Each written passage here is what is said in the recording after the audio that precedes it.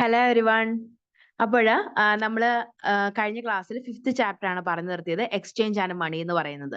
അപ്പൊ മണി എന്ന് പറയുന്നത് എന്താണെന്ന് ഞാൻ പറഞ്ഞിരുന്നു അല്ലെ. മണി എന്ന് പറയുന്നത് എന്താണ്? Money is a medium of exchange ആണ്. അതായത് നമ്മുടെ കൈമാറ്റത്തിനുള്ള ഒരു മീഡിയം ആയിട്ടാണ് മണി നിലനിൽക്കുന്നത്. പണമില്ലാതെ നമുക്ക് ഒരു കാര്യവും ചെയ്യാൻ സാധിക്കില്ല എന്ന് നമ്മൾ കഴിഞ്ഞ ക്ലാസ്സിൽ പറഞ്ഞു അല്ലെ. അപ്പം ഹിസ്റ്ററി ഓഫ് എക്സ്ചേഞ്ച് ആണ് നമുക്ക് ഇനി അടുത്ത് കാണാനുള്ള കോൺസെപ്റ്റ്. അതായത് നമ്മുടെ കൈമാറ്റത്തിന്റെ ഒരു ചരിത്രമാണ് നമ്മൾ ഇനി അടുത്തത് കാണാൻ പോകുന്നത്. ഓക്കെ. അപ്പൊ പണ്ട് കാലഘട്ടങ്ങളിൽ എങ്ങനെയാണ് ഈ മണിയൊന്നും ഇല്ലാതിരുന്ന സമയത്ത് അല്ലെങ്കിൽ പണമൊന്നും ഇല്ലാതിരുന്ന സമയത്ത് നമ്മുടെ പൂർവികരായിട്ടുള്ള ആളുകൾ എങ്ങനെയാണ് പണം കൈമാറ്റം ചെയ്യപ്പെടുന്നത് അല്ലെങ്കിൽ എന്തെങ്കിലും ഒരു സാധനം വാങ്ങിച്ചിരുന്നത് ഒക്കെ എങ്ങനെയാണെന്ന് നമ്മൾ പറഞ്ഞു. ബാർട്ടർ സമ്പ്രദായമായിരുന്നു അന്നുണ്ടായിരുന്നത്. അതായത് സാധനങ്ങൾക്ക് പകരം സാധനങ്ങൾ കൈമാറ്റം ചെയ്യപ്പെടുന്ന ഒരു സമ്പ്രദായമായിരുന്നു പണ്ട് പണം ഉണ്ടാവുന്നതിന് മുൻപ് നിലനിന്നിരുന്നത്. അപ്പൊ നമ്മുടെ വീട്ടില് അരിയാണ് കൂടുതലുള്ളതെങ്കിൽ അരി നമ്മൾ അപ്പുറേ കപ്പയുള്ള വീട്ടിൽ കൊണ്ടുപോയി കൊടുത്തിട്ട് ആ കപ്പ തിരിച്ച് മേടിച്ചു കൊണ്ടുവരും. അപ്പൊ ആ രീതിയിൽ ഉള്ള ആളുകൾ എന്താണോ നമ്മുടെ കയ്യിലുള്ളത് അത് മറ്റുള്ള ആൾക്ക് കൊടുത്തിട്ട് അവരുടെ കയ്യിലുള്ളത് നമ്മൾ വാങ്ങിച്ചിട്ട് വന്നിട്ട് നമ്മൾ നമ്മുടെ ഉപജീവനം കംപ്ലീറ്റ് ചെയ്തിരുന്ന ഒരു കാലഘട്ടമായിരുന്നു, അല്ലെങ്കിൽ ആ ഒരു സമയത്ത് അങ്ങനെയായിരുന്നു ഉണ്ടായിരുന്നത്.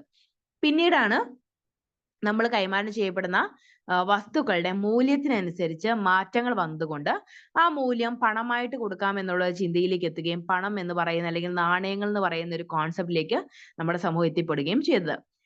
ഇപ്പൊ നമുക്ക് തന്നെ അറിയാം, നമുക്കിപ്പോ സാധനങ്ങൾക്ക് പകരം സാധനങ്ങൾ കൈമാറ്റം ചെയ്യപ്പെടുന്ന ഒരു സമ്പ്രദായമാണ് ഇപ്പോഴും ഉണ്ടായിരുന്നെങ്കിൽ നമുക്ക് ഒരിക്കലും വേണ്ട സാധനങ്ങൾ ചിലപ്പോൾ കിട്ടില്ല അല്ലെ. കാരണം നമ്മുടെ സൊസൈറ്റി എന്ന് പറയുന്നത് ചില സാധനങ്ങൾ ചില സമയത്ത് വളരെ കുറവായിരിക്കും ഉണ്ടാവുക. അപ്പൊ അതിന്റെ വില വളരെ കൂടുതലായിരിക്കും. ഇപ്പൊ നമുക്ക് പഞ്ചസാരക്ക് എത്രയാണ്? പഞ്ചസാരക്ക് 30-40 രൂപയാണെങ്കിൽ അരിക്ക് എത്രയാണ്? 50-55 രൂപ. അതുപോലെ തന്നെ ഗോതമ്പ് പൊടി എല്ലാത്തിനും ഡിഫറെന്റ് ആയിട്ടുള്ള വിലകളാണ് അല്ലെ. അപ്പൊ നമുക്ക് ഒരിക്കലും ഒരു സാധനത്തിന്റെ കൃത്യമൂല്യത്തിനുള്ള സാധനങ്ങൾ നമുക്ക് വേറൊരിടത്തുനിന്ന് മേടിക്കാൻ സാധിക്കില്ല. ഇപ്പൊ ഒരു കിലോ കപ്പയ്ക്കനുസരിച്ച് 1 കിലോ പഞ്ചസാര തരാൻ പറഞ്ഞു കഴിഞ്ഞാൽ എന്താണ് അവിടെ മൂല്യത്തിന് ഒരു ചേർച്ചക്കുറവ് ഉണ്ടാകും. കാരണം 1 കിലോ കപ്പയ്ക്ക് 25 രൂപയാണെങ്കിൽ 1 കിലോ പഞ്ചസാരക്ക് എത്രയാണ്? 45 സംതിങ് രൂപയാണ്. അപ്പൊ ആ ഒരു വില അവിടെ വ്യത്യാസമുണ്ട്. അതുകൊണ്ട് തന്നെ ആ ഒരു മൂല്യം കറക്റ്റ് ആവില്ല. അതുകൊണ്ടാണ് നമ്മൾ ഈ ഒരു പണം എന്ന് പറയുന്ന കോൺസെപ്റ്റിനെ വളരെയധികം ആശ്രയിക്കാൻ തുടങ്ങിയത്. കാരണം ഓരോ സാധനത്തിന്റെയും മൂല്യത്തിനനുസരിച്ച് നമുക്ക് പണമായിട്ട് കൊടുക്കാനും പണമായിട്ട് വാങ്ങിക്കാനും സാധിക്കും. അപ്പൊ ഹിസ്റ്ററി ഓഫ് എക്സ്ചേഞ്ച് എന്ന് പറയുന്ന കോൺസെപ്റ്റ് ഒന്ന് നോക്കാം. Commodities were exchanged during the ancient period for obtaining other goods and services. Also, there were gold and silver which were being used as money for making exchange. So, there were different forms of currency during different periods of history in different societies. So, during different periods of history, money was seen in different forms in societies with primarily dependent on the requirements of the people. In this way, there are two forms of money. First, in the exchange of goods for goods, and the second form is when currency is given for obtaining goods and services.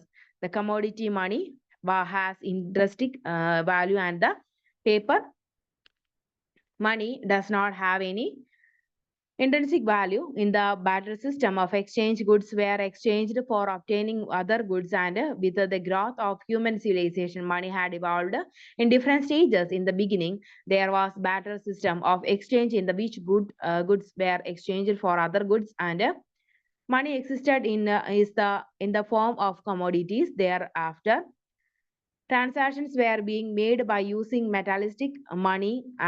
This was followed by use of paper money and credit money. And during the present period, we are using plastic money for buying goods and services, and e-money for making online purchases. അപ്പോൾ ആ ഒരു history of എക്സ്ചേഞ്ചിന്റെ ഒരു concept ആണ് നമ്മൾ പറഞ്ഞത്. അതായത് പണ്ട് കാലം മുതൽ ഇന്നത്തെ പ്രസന്റ് തൊട്ട് നമ്മൾ ഏതൊക്കെ രീതിയിലാണ് നമ്മൾ പണം ഉപയോഗിക്കുന്നത്, അല്ലെങ്കിൽ നമ്മൾ സാധനങ്ങൾ വാങ്ങിക്കാൻ എന്തൊക്കെ മെത്തേഡുകളാണ് യൂസ് ചെയ്തതെന്ന് ഇവിടെ കൃത്യമായിട്ട് പറയുന്നുണ്ട് കേട്ടോ. അപ്പൊ അതൊന്ന് ഓർത്തിരിക്കാം. പണ്ട് കാലഘട്ടത്തിൽ ബാർട്ടർ സിസ്റ്റം ആയിരുന്നു ഉണ്ടായിരുന്നത്. സാധനങ്ങൾക്ക് പകരം സാധനങ്ങൾ കൈമാറ്റം ചെയ്യപ്പെടുന്ന രീതിയായിരുന്നു ഉണ്ടായിരുന്നത്. പിന്നീട് എന്താണ്? കോയിൻസ് വന്നു. നമുക്കറിയാം സ്വർണ്ണ നാണയങ്ങൾ, വെള്ള നാണയങ്ങൾ, വെള്ളി നാണയങ്ങൾ തുടങ്ങി ഒരുപാട് കോയിൻസ് ആയിട്ടൊക്കെ നമ്മൾ ആളുകൾക്ക് കൊടുക്കാനും അതുപോലെ തന്നെ സാധനങ്ങൾക്കൊക്കെ വെള്ളി നാണയങ്ങൾ, സ്വർണ്ണ നാണയങ്ങളൊക്കെ ഉപയോഗിച്ച് സാധനങ്ങൾ വാങ്ങാനൊക്കെ തുടങ്ങി. ചെമ്പ് നാണയങ്ങളൊക്കെ ഇതിനു വേണ്ടി ഉപയോഗിച്ചിരുന്നു. അപ്പൊ അങ്ങനെ നാണയങ്ങൾ, രാജാക്കന്മാരുടെ കാലഘട്ടത്തിൽ നാണയങ്ങളൊക്കെ നമ്മൾ കൊടുത്തിരുന്നു. അതിനുശേഷമാണ് ഈ പേപ്പർ മണി വന്നത് അല്ലെ. നമ്മൾ ഇന്നും പേപ്പർ മണി യൂസ് ചെയ്യുന്നുണ്ട്. അതുപോലെ തന്നെ അതിന് ശേഷം വന്നാണ് ക്രെഡിറ്റ് മണി എന്ന് പറയുന്നത്. അതുപോലെ തന്നെ അപ്പൊ ചെക്ക് അതുപോലെയൊക്കെയുള്ളതാണ് ക്രെഡിറ്റ് മണി എന്ന് പറയാം. അതിനുശേഷം എന്താണ്, നമ്മൾ ഇ മണി ഒക്കെ യൂസ് ചെയ്യാൻ തുടങ്ങി അല്ലേ, സാധനങ്ങളൊക്കെ വാങ്ങിക്കാനും അതുപോലെ തന്നെ സാധനങ്ങൾ ഓൺലൈനായിട്ട് പർച്ചേസ് ചെയ്യാനൊക്കെ നമ്മൾ ഇ മണി ഉപയോഗിക്കുന്നുണ്ട്. അതുപോലെ തന്നെ പ്ലാസ്റ്റിക് മണി, പ്രത്യേകിച്ച് ക്രെഡിറ്റ് ഡെബിറ്റ് കാർഡുകളൊക്കെ നമ്മൾ യൂസ് ചെയ്യാറുണ്ട് അല്ലേ. ക്രെഡിറ്റ് ഡെബിറ്റ് കാർഡ്സ് ഒക്കെ ഈ ഒരു പ്ലാസ്റ്റിക് മണിയായിട്ട് നമ്മൾ യൂസ് ചെയ്യാറുണ്ട്. ഇപ്പൊ നമ്മൾ എവിടെയെങ്കിലും കടയിൽ ചെന്ന് കഴിഞ്ഞിട്ട് നമ്മൾ ക്രെഡിറ്റ് കാർഡ് യൂസ് ചെയ്ത് നമുക്ക് സാധനങ്ങൾ പർച്ചേസ് ചെയ്യാം, അല്ലെങ്കിൽ ഡെബിറ്റ് കാർഡുകൾ കൊടുക്കാം, എന്നിട്ട് അങ്ങനെ പർച്ചേസ് ചെയ്ത് വാങ്ങിക്കാം, സാധനങ്ങളൊക്കെ വാങ്ങിക്കാം. അപ്പൊ ആ രീതിയിൽ ഇന്ന് വരെ ആ ഒരു രീതിയിൽ നമ്മുടെ മണി എക്സ്ചേഞ്ച് അല്ലെങ്കിൽ ഒരു ഹിസ്റ്ററി ഓഫ് എക്സ്ചേഞ്ച് വന്ന് നിൽക്കുകയാണ്. ഇപ്പൊ പണ്ടത്തെ കാലഘട്ടത്തിൽ നിന്ന് എന്തോരം ഡിഫറെന്റ് ആയിട്ടാണ് ഇന്ന് വന്നിരിക്കുന്നതെന്ന് നമുക്ക് നോക്കിക്കഴിഞ്ഞാൽ തന്നെ അറിയാം. ഒരു 10-20 വർഷം മുൻപ് ഈ ഒരു ഇ മണി ഒന്നും ഇല്ലായിരുന്നു അല്ലെ. നമ്മൾ ഓൺലൈൻ പർച്ചേസിങ്ങോ കാര്യങ്ങളൊന്നും നമുക്ക് പരിചയം പോലും ഇല്ല. നമ്മൾ അങ്ങനെ ഈ ഒരു ലോകത്തേക്ക് എത്തുമെന്ന് പോലും നമുക്കൊരു ചിന്തയില്ലാതിരുന്ന കാലഘട്ടം ഉണ്ടായിരുന്നു 20 വർഷമൊക്കെ മുൻപ്. പക്ഷെ ഇന്നെന്താണ്, നമ്മൾ ഗൂഗിൾ പേ ഒന്നും ഇല്ലാത്ത ഒരാളെ പോലും നമുക്ക് കാണാൻ സാധിക്കില്ല. എല്ലാവരുടെ കയ്യിലും ഫോൺ പേ, ഗൂഗിൾ പേ അങ്ങനെയുള്ള ഇ മണികൾ, ക്രെഡിറ്റ് കാർഡ്, ഡെബിറ്റ് കാർഡ് എല്ലാ സാധനങ്ങളും എല്ലാവരുടെയും കയ്യിലുണ്ട്. അപ്പൊ അത് ജസ്റ്റ് ഒന്ന് ഓർത്തിരിക്കുക. പിന്നെ ചേഞ്ചിങ് ഡയമെൻഷൻസ് ഓഫ് എക്സ്ചേഞ്ച്, ആ ഒരു കോൺസെപ്റ്റും കൂടെ നോക്കാം. അതായത് ഈ ഒരു എക്സ്ചേഞ്ചിന്റെ ഡയമെൻഷൻസ്, ചേഞ്ചിങ് ഡയമെൻഷൻസ് ഏതൊക്കെയാണെന്ന്. For a long period commodities were being used a medium of exchange in different societies, and these were being mutually accepted by the people in exchange for giving their own good services. In implies from this that these commodities were having specific values due to which these were being unanimously accepted as money. Such a form of commodity had been there since the hunting gathering societies, pastoral societies and agricultural societies also there existed. Different commodities being used for exchange in different societies. But changing dimensions of exchange എന്ന് പറയുന്നത് ഈ ഒരു medium of exchange in hunting and gathering societies, അതുപോലെ തന്നെ medium of exchange in pastoral societies, അതുപോലെ തന്നെ medium of exchange in agricultural societies. അപ്പൊ ആ 3 രീതിയിലുള്ള ഈ ഒരു ചേഞ്ചിങ് ഡയമെൻഷൻസ് ഓഫ് എക്സ്ചേഞ്ച് എന്ന് പറയുന്ന 3 രീതിയിലുണ്ടെന്നുള്ളത് ജസ്റ്റ് നമുക്കൊന്ന് ഓർത്തിരിക്കാമേ. Medium of exchange in hunting and gathering societies എന്ന് പറയുന്നത് during ancient times people were primarily engaged in hunting wild animals, fishing and gathering wild fruits, nuts, etc. for their food. These hunting and gathering societies were dependent upon hunting. Their catch was accepted from others people, and they used to exchange clothes for animal skins.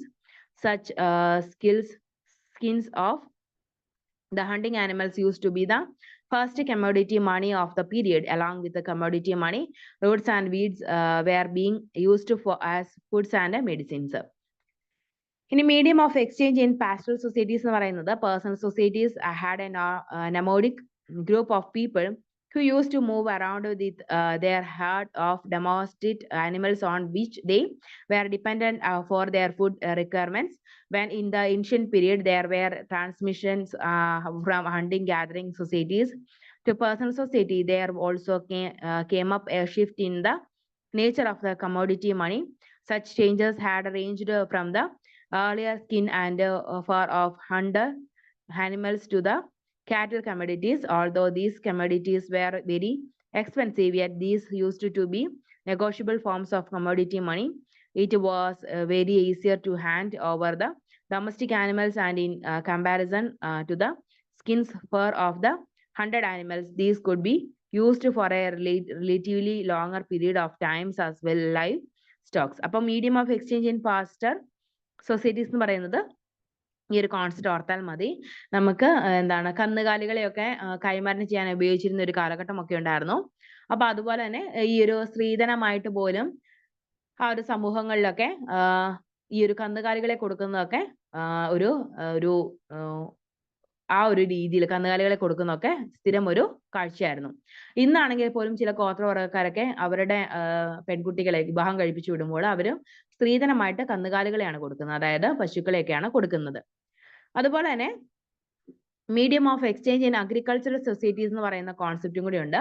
After the hunting gathering societies and pastoral societies, there were agricultural societies in which primary means of subsistence was cultivation of crops. These products from fields was the commodity money in these societies. These include fruits, vegetables, maize, rice, wheat, etc.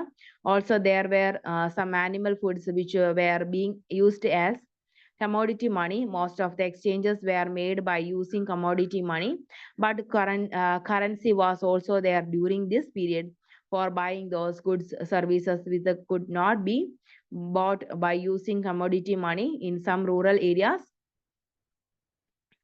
In some rural areas of our country, still commodity money in such form is prevalent for exchange purposes. Even in present day societies, commodity money from in there in exchange wherein some goods are exposed and some other goods are imported against the same. In this way, it can be said that is that in modern industrial societies also, two forms of money, commodity money and bank notes are being used. The paper money is there in the shape of bank notes and checks. Also, the commodity form of has changed in nature from the earlier common goods to precious metals such as gold, silver, etc. അപ്പോൾ medium of exchange in agriculture societies എന്ന് പറയുന്നത് പ്രധാനമായിട്ടും അവർക്ക് കിട്ടുന്ന ഒരു പ്രധാനപ്പെട്ട crops, അതായത് വിളകളിൽ നിന്ന് അവർ ഒരു ശതമാനം മറ്റുള്ള ആളുകൾക്ക് കൊടുത്തിട്ട് അവരുടെ കയ്യിലുള്ളത് തിരിച്ചു വാങ്ങിച്ചുള്ള ഒരു രീതിയായിരുന്നു ഉണ്ടായിരുന്നത്. പ്രത്യേകിച്ച് നമ്മുടെ കയ്യിൽ വെജിറ്റബിൾസ് ആണ് ഉണ്ടെങ്കിൽ ആ വെജിറ്റബിൾസ് നമ്മൾ വേറൊരിടത്ത് കൊടുത്തിട്ട് അയാളുടെ അടുത്ത് നിന്ന് നമ്മൾ അരി വാങ്ങിക്കുന്ന ഒരു കാര്യം. അങ്ങനെ ആ രീതിയിലാണ് അവിടുത്തെ ഒരു എക്സ്ചേഞ്ച് ഒക്കെ നടന്നിരുന്നത് അഗ്രികൾച്ചറൽ മേഖലകളിൽ. നമുക്കറിയാം, ആദ്യം നമ്മുടെ പരമ്പരാഗതമായിട്ടുള്ള ആളുകൾ അല്ലെങ്കിൽ പുരാതന ആളുകൾ എങ്ങനെയുള്ളവരായിരുന്നു? അവർ വേട്ടയാടുന്നവരും ഭക്ഷണം അല്ലെങ്കിൽ വിഭവങ്ങൾ ശേഖരിക്കുന്നവരുമായിരുന്നു. അതിനുശേഷമാണ് കന്നുകാലി വളർത്തൽ അവരുടെ ഉപജീവന മാർഗമായിട്ട് തുടങ്ങിയത്. അതിപ്പോ ആ ഒരു ടൈമിലൊക്കെ ഏറ്റവും കൂടുതൽ കന്നുകാലികളുള്ള ആളുകളായിരുന്നു ഏറ്റവും കൂടുതൽ പ്രഭുക്കന്മാരായിട്ട് അല്ലെങ്കിൽ ആ ഒരു സമൂഹത്തിലെ വലിയ ആളുകളായിട്ട് അറിയപ്പെട്ടിരുന്നത്. അവരവരുടെ കുഞ്ഞുങ്ങളെ അല്ലെങ്കിൽ പെൺകുട്ടികളെ വിവാഹം കഴിപ്പിച്ചു വിടുമ്പോൾ സ്ത്രീധനമായി കൊടുത്തിരുന്നതും കന്നുകാലികളെയാണ്. പിന്നീടാണ് നമ്മൾ എന്താണ് അഗ്രികൾച്ചർ മേഖലകളിലേക്ക് വന്നത്. കന്നുകാലി വളർത്തലിന് ശേഷമാണ് അഗ്രികൾച്ചർ മേഖലകളിലേക്ക് വന്നത്. അതിനോടൊപ്പം തന്നെ കന്നുകാലി വളർത്തും നമ്മൾ കൊണ്ടുപോയിരുന്നു.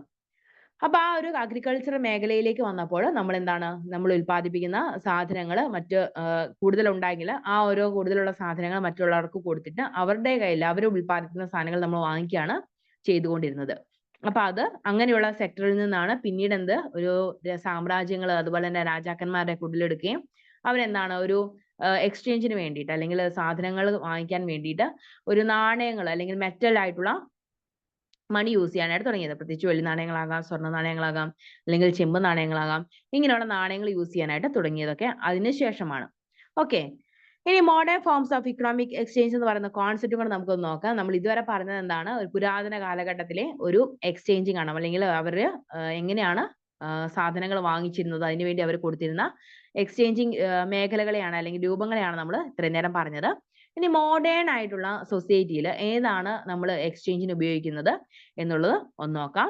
Monetary economy during the present period, paper from the money, paper form of money which includes bank notes and checks are generally these are used as the medium of payment in exchange transaction. Paper money is all banked by the law and bank notes, checks are legal accepted for making payments. Banking activities has undergone significant changes with the advanced in technology, and because of the legal banking and there are currently exchange taking places and countries. Paper money is backed by gold and it easily be converted into gold. A debit can also be select by using a paper money because it is a legal.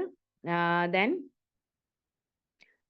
present day modern banking system had evolved because the paper currency could be easily stolen. Also, it was very different to be carried in a large amount.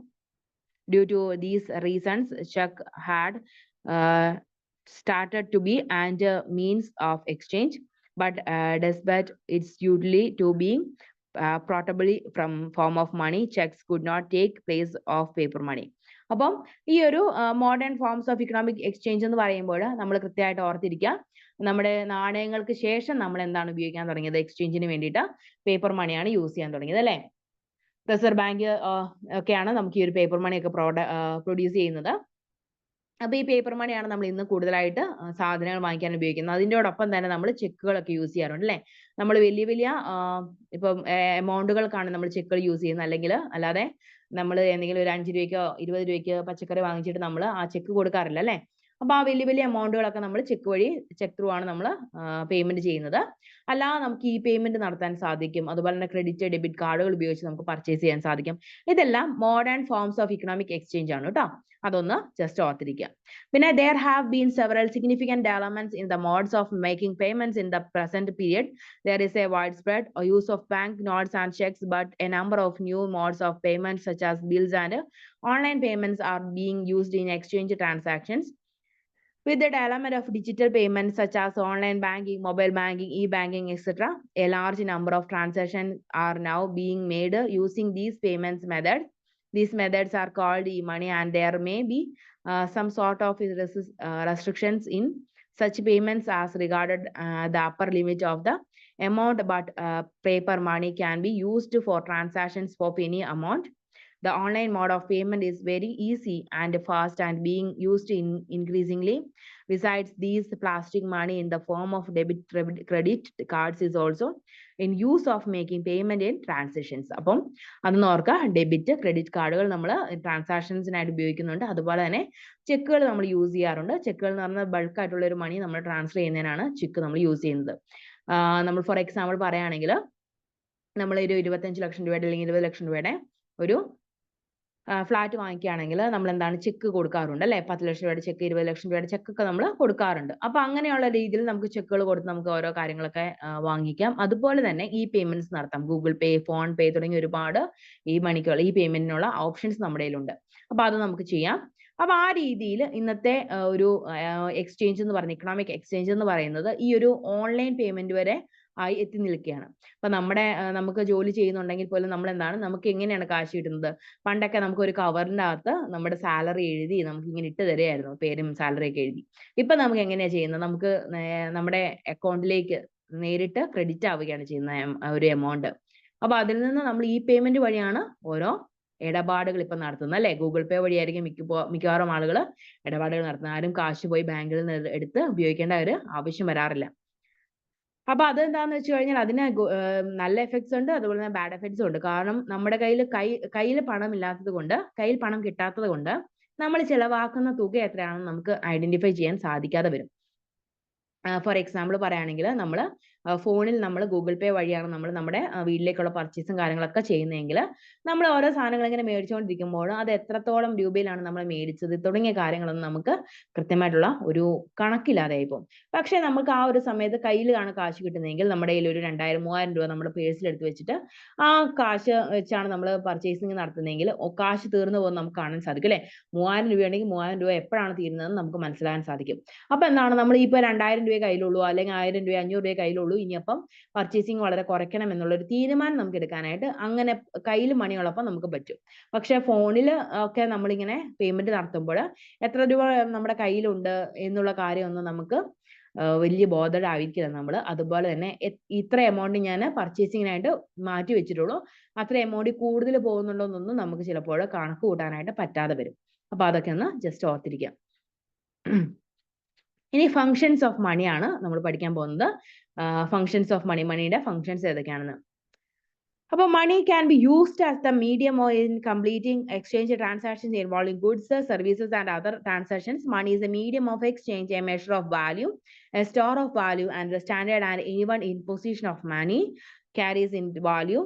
Money also acts as a measure for determining the value of any commodity to facilitate any decision concerning its purchase. Economics as well as social scientists are of the view that medium of exchange, store of value, a unit of account, constitute the three most significant functions performed by money. The most important factor which distinguishes money from other assets lies in it being a medium of exchange in undertaking various types of transactions. അപ്പോൾ medium of exchange ആണ് first one, functions of money എന്ന് പറയുന്നത്. ആദ്യത്തെ കാര്യം medium of exchange ആണ്.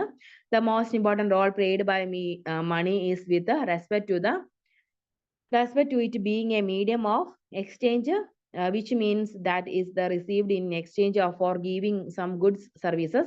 Money is generally used in the form of a medium of exchange for buying good services because it has a value by which it can buy good services. But it's better system where goods were exchanged for Buying from other goods, there would be a exchange only when the particular thing is required by the person. In this way, the exchanges involving goods for goods could not only take place when some goods were needed, but the new methods of payment make the exchange process very easy.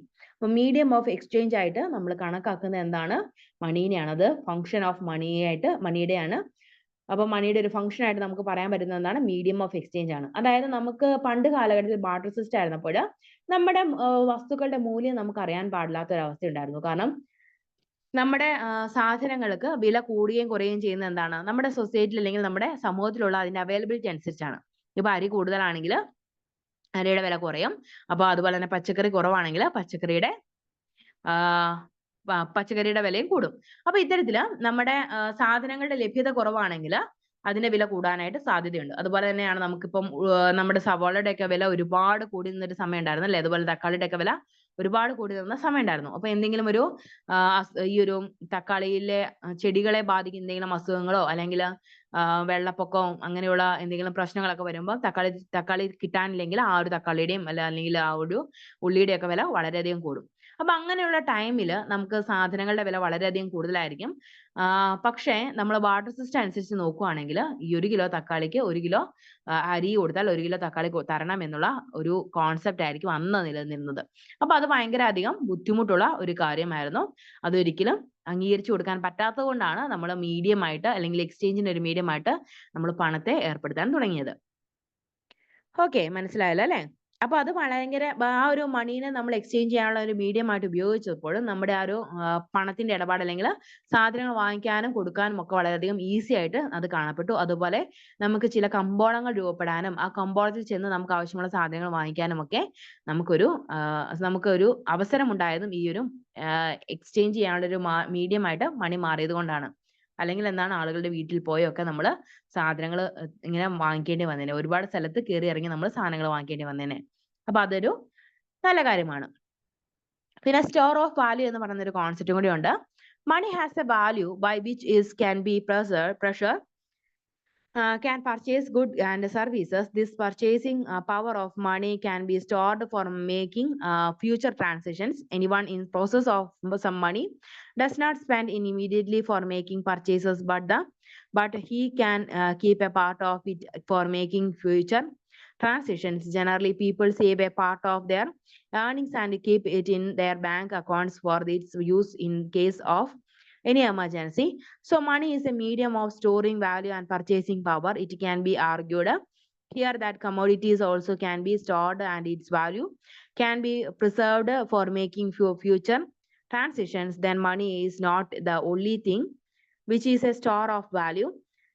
It is a fact that besides money, one can also store commodities, houses, etc. for their value, but there is a basic differences between the commodities and money, which is that money possesses liquidity, and among all assets, money is the most liquid asset. The value of money is itself.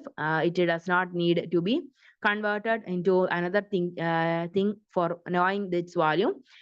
Against money, commodities need to be converted into money so that something of that value could be brought in exchange for the same. അപ്പൊ store of value എന്നൊരു concept നമുക്ക് മണിയുടെ ഒരു function ആയിട്ട് എടുത്തു പറയാം. എന്താന്ന് വെച്ച് കഴിഞ്ഞാല് നമുക്ക് ഈ ഒരു സാധനങ്ങൾ വാങ്ങിച്ചു കൂട്ടാതെ ഇപ്പൊ നമ്മൾ ബാർട്ടർ സിസ്റ്റത്തിന്റെ ഒക്കെ ഒരു കാലഘട്ടത്തിലാണെങ്കിൽ നമുക്ക് അരിയൊക്കെ ഇങ്ങനെ സൂക്ഷിച്ചു വെക്കാൻ പറ്റില്ല അല്ലെ? ഒരു കാലഘട്ടം കഴിയുമ്പോൾ ആ ഒരു അരിയുടെ ഒക്കെ അരി ചിലപ്പോൾ ചീത്തയായി പോകും, അല്ലെങ്കിൽ അത് ആരെങ്കിലും ഒക്കെ അത് എലികൾ നശിപ്പിക്കും, അങ്ങനെയുള്ള ഒരുപാട് പ്രശ്നങ്ങൾ ഉണ്ടാവും. പക്ഷെ നമ്മൾ എന്ത് ചെയ്യാം? നമുക്ക് ഈ ഒരു മണി ആണെങ്കിൽ നമുക്ക് എന്ത് ചെയ്യാം? അതിന്റെ വാല്യൂ ഒരിക്കലും കുറയില്ല. അത് നമുക്ക് സ്റ്റോർ ചെയ്ത് വെക്കാം അല്ലെ? നമുക്ക് FD ഇടുവോ അല്ലെങ്കിൽ ഷെയർ മാർക്കറ്റ് ഇടുവോ ഒക്കെ അങ്ങനെയൊക്കെ ചെയ്യാം. അങ്ങനെയൊക്കെ ചെയ്ത് കഴിഞ്ഞാൽ അതിന്റെ വാല്യൂ കൂടിക്കൊണ്ടിരിക്കും. അതിന്റെ വാല്യൂ ഒരിക്കലും നഷ്ടപ്പെടുകയില്ല, അത് ചീത്തയായി പോവില്ല. അതുകൊണ്ട് തന്നെ നമുക്കൊരു മൂല്യമുള്ള ഒരു വസ്തുവായിട്ട് നമുക്ക് സ്റ്റോർ ചെയ്ത് വെക്കാൻ സാധിക്കുന്ന ഒരു കാര്യമാണ് മണി എന്ന് പറയുന്നത്. അല്ലാതെ ഈ ഒരു കപ്പ അല്ലെങ്കിൽ കാച്ചില് തുടങ്ങിയ സാധനങ്ങളൊന്നും നമുക്കിങ്ങനെ സ്റ്റോർ ചെയ്ത് വെക്കാൻ പറ്റില്ല. ആവശ്യ സമയത്ത് ഉപയോഗിക്കാനായിട്ട് നമുക്ക് ഒരിക്കലും സാധിക്കില്ല. പക്ഷെ മണി ആണെങ്കിൽ നമുക്ക് ഇങ്ങനെ സ്റ്റോർ ചെയ്ത് വെക്കാം, ആവശ്യമുള്ളപ്പോൾ നമുക്ക് അത് എടുത്ത് ഉപയോഗിക്കാനായിട്ട് സാധിക്കും. ഇപ്പോൾ ഒരു 8 ലക്ഷം രൂപയോ 9 ലക്ഷം രൂപ നമ്മുടെ ബാങ്കിൽ FD ആയിട്ടുണ്ടെങ്കിൽ എന്നാൽ നമുക്ക് ആവശ്യം വരുമ്പോൾ നമുക്ക് അതിന്റെ പലിശ കിട്ടും. FD ആയിട്ടുള്ളതിന്റെ പലിശ നമുക്ക് 6000 5000 രൂപയൊക്കെ കിട്ടും എല്ലാ മാസവും. അപ്പോൾ അത് വെച്ച് നമുക്ക് കാര്യങ്ങൾ വേണമെങ്കിൽ ചെയ്യാം. അതുകൂടാതെ എന്തെങ്കിലും ഒരു ആവശ്യം വന്നു കഴിഞ്ഞാൽ നമുക്കിപ്പോൾ ഒരു ബിസിനസ് തുടങ്ങണം, ഒരു ബിസിനസ് തുടങ്ങണമെങ്കിൽ അല്ലെങ്കിൽ എന്തെങ്കിലും ഒരു കോഴ്സ് പഠിക്കണമെങ്കിലോ അല്ലെങ്കിൽ വിദേശത്തേക്ക് യാത്ര ചെയ്യണമെങ്കിലോ അങ്ങനെയൊക്കെ എന്തെങ്കിലും ഒരു ആവശ്യം വരുമ്പോൾ നമുക്ക് വേണമെങ്കിൽ അത് ആ എമൗണ്ട് എടുത്ത് യൂസ് ചെയ്യാനായിട്ടും സാധിക്കും. അപ്പൊ അങ്ങനെയുള്ള ഒരു സ്റ്റോർ ചെയ്യാനുള്ള ഒരു മൂല്യവത്തായിട്ടുള്ള സാധനമായിട്ട് നമുക്ക് വേണമെങ്കിൽ മണീനെ കരുതാം. അതുപോലെ തന്നെ നമുക്ക് പണം ഉപയോഗിച്ച് സ്വർണ്ണാഭരണങ്ങൾ വാങ്ങിക്കുക, സ്വർണ്ണത്തിന്റെ മൂല്യമൊക്കെ കൂടിക്കൊണ്ടിരിക്കുകയാണ് ചെയ്യുന്നത്. അപ്പൊ ആ സ്വർണ്ണാഭരണങ്ങൾ മേടിക്കുകയോ അത് സൂക്ഷിച്ചു വെക്കുകയോ ഒക്കെ ചെയ്യാം. അങ്ങനെ ആ ഒരു സ്വർണ്ണത്തിലൂടെ അല്ലെങ്കിൽ ആ സ്വർണ്ണം വിറ്റിട്ട് നമുക്ക് ആ ഒരു എമൗണ്ട് കണ്ടെത്താൻ സാധിക്കും. അപ്പൊ അതൊക്കെ ഈ ഒരു സ്റ്റോർ ഓഫ് വാല്യൂവിന്റെ ഉദാഹരണങ്ങളാണ്. അത് മാത്രമല്ല ഈ ഒരു money is not only thing that is store of value, it is a fact that besides money one can also store commodities, houses, etc. for their value, but there is a basic difference between the commodities and money. Within the money process liquidity, and among all assets money is the most liquid asset, and the value of money is in itself. It does not need to be converted into another thing for knowing its value. The against money commodities need to be converted into money, so that something of the value could be brought in exchange of the same. The value of commodity keeps changing and it can be known by its quality of nature. If a person sells his car for getting satisfied with his household needs, it is very much likely that he would not get a good price for his car. In the way value of the car gets reduced. അപ്പൊ അതുപോലെ തന്നെ മറ്റൊരു കാര്യമാണ് നമുക്ക് value, പണത്തിന്റെ value ഒരിക്കലും കുറയില്ലെന്ന് പറഞ്ഞു. പക്ഷേ നമ്മളൊരു കാര്യം ഓർക്കണം, നമ്മളൊരു കാർ വാങ്ങിക്കാന്ന് വെച്ചു, 5 ലക്ഷത്തിന്റെ ഒരു കാർ വാങ്ങിച്ചു കഴിഞ്ഞാൽ നമ്മളൊരു 10 വർഷം കഴിഞ്ഞ് അത് കൊടുക്കുവാണെങ്കിൽ എത്ര ലക്ഷം കിട്ടും നമുക്ക്? അതിന്റെ വാല്യൂ കുറയുകയോ കൂടുകയോ ചെയ്യുമോ? അതിന്റെ വാല്യൂ ഉറപ്പായിട്ടും കുറയാനാണ് സാധ്യത, അല്ലേ? കാരണം നമ്മൾ വാഹനങ്ങളൊക്കെ വാങ്ങിച്ചു കഴിഞ്ഞാൽ അതിന്റെ വാല്യൂ കുറയാൻ സാധ്യതയുണ്ട്. അതുപോലെ തന്നെയാണ് നമ്മൾ ഒരു